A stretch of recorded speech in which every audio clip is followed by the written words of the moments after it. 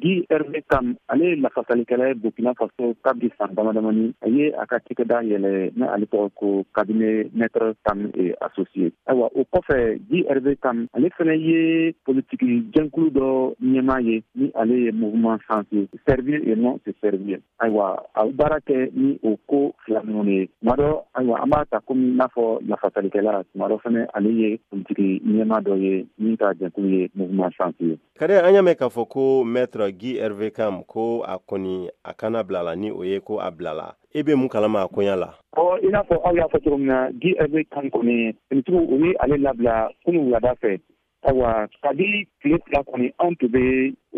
yɔrɔ min bɛ wele ko justice militaire finitigiw ka kiiritigɛso la yaasa olu tun ye sɛbɛn dɔ bɔ k'a fɔ ko Guy Hervé Kam o bɛna se ka ale labila yanni a ka kiiri ka se ka tigɛ. Ayiwa anw ye o dɛnbɛn nin yɔrɔ na nka labilali ko mana se ka kɛ nka kunun wulada fɛ ka anw to an ka cɛkɛdaw la welekan sera anw ma k'a fɔ ko Guy Hervé Kam kɔni ko finitigiw ye ale labila ka taa a bila a ka so kɔnɔ k'a yira ko nin waati in na kɔni a bɛna bɔ kaso la nka a bɛna to finitigiw ka kɔrɔsili la yaasa ni don min na o mako lɔra ale la k'a tun ka taa ɲininkali kɛ ka taa jalaki min lara ale kan a ka se ka taa o jalaki ninnu o jaabi di. Ayiwa Guy Hervé Kam kɔni finitigiw taara ni ale ye ka taa ale bila a ka so a m'a sɔrɔ a ka lafasalikɛlaw minnu ye a ka avocat ye o tun bɛ ale makɔnɔna justice militaire la nka bɛnbɛnbɛn m'a sɔrɔ justice militaire ani Guy Hervé Kam ka lafasalikɛlaw cɛ olu yɛrɛ tun sɔgɔra o m'a lɔn ko Guy Hervé Kam bɛna labila nka ko wulada fɛ olu nana mɛn ko finitigiw kɔni u taara Guy Hervé Kam bila a ka so kɔnɔ wagati min la. An b'a dɔn a minɛna siɲɛ fɔlɔ la ani filanan na e b'a kalama wa mun de la wulikajɔ kɛra a nɔfɛ?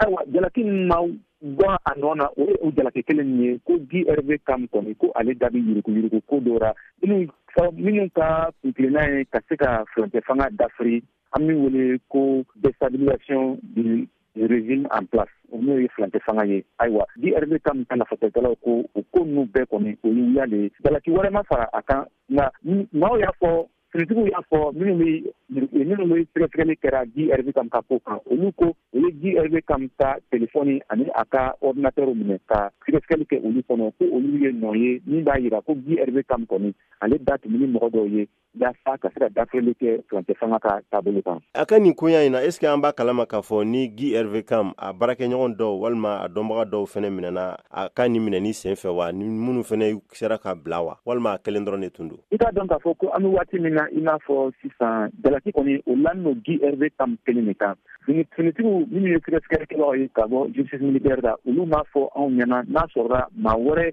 nɔ bɛ nin yuruguyurugu ko ninnu na min ye fanga dafiri ye min bɔra Guy Hervé Kam fan fɛ. An bɛ waati min na i n'a fɔ sisan Guy Hervé Kam kelen dɔrɔn de jalaki lamin'o ale kan yanni kiiri ka se ka tigɛ fɔlɔ. Burkina Faso ye mun ye kibaruya dilaw ye ni o ye radio ni télévision ye ka kunnafoni di cogoyaw la u ye degun sɔrɔ wa Guy Hervé Kam ka ani waleya tɔ minnu bɛ yen o kunnafoni di kan wa est ce que u ye gɛlɛya sɔrɔ a kɔnɔna na? Gɛlɛya kɛrɛnkɛrɛnnen ma sɔrɔ nka an bɛ taa fɔ min y'a gɛlɛya yɔrɔ ye ne yɛrɛ ye n sen fa fo sanko fila sanko saba ɲɔgɔn ka se finitigiw ka kiiritigɛso la an bɛ wele ko justice militaire palais militaire la ne yɛrɛ sera o yɔrɔ la sanko damadamani a min y'a gɛlɛya yɔrɔ ye o tɛ sɔn an ka don ni an ka baarakɛminɛnw ye an bɛ olu bɛɛ to kɛnɛ ma nka o kɔfɛ fɛnɛ ɲininkali se tɛ se ka kɛ ka taa maa minnu bɛɛ ɲɛsinnen don nin kiiritigɛ nin fan fɛ ayiwa n'anw taara anw bɛ den ka sigi bɛrɛ fɛ an tɛ se ka foyi kɛ ni Guy Hervé Kam ka lafasalikɛlaw bɔra olu sera ka kuma min fɔ an ye an bɛ o de minɛ nka min ye finitigiw ka kiiritigɛ ɲɛmaaw ye olu kɔni olu tɛ kuma anw da o dɔw de y'a gɛlɛma yɔrɔ ye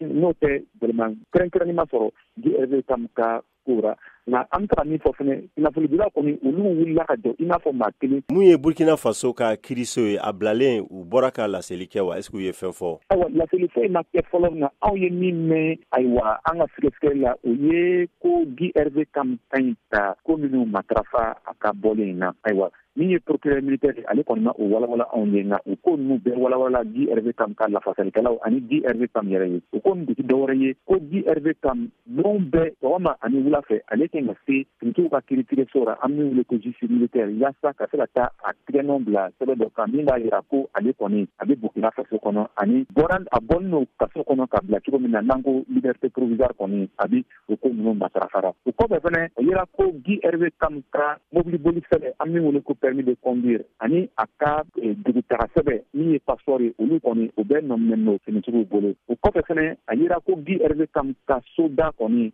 finitigiw le sigilen no o dara su ani tile o kɔfɛ fana ni DRV kam ka in ka se ka bɔ ka a sen fa ka taa yɔrɔ yɔrɔ finitigiw de bɛ ale bilasirala yaasa ale kana se ka boli ka bɔ Burkina Faso kɔnɔ min bɛ se k'a to ale ka kiiri kana se ka tigɛ n'an nana bila ɲama min kan. Kader Traoré, an ka foli b'i ye ka bɔ Burkina Faso.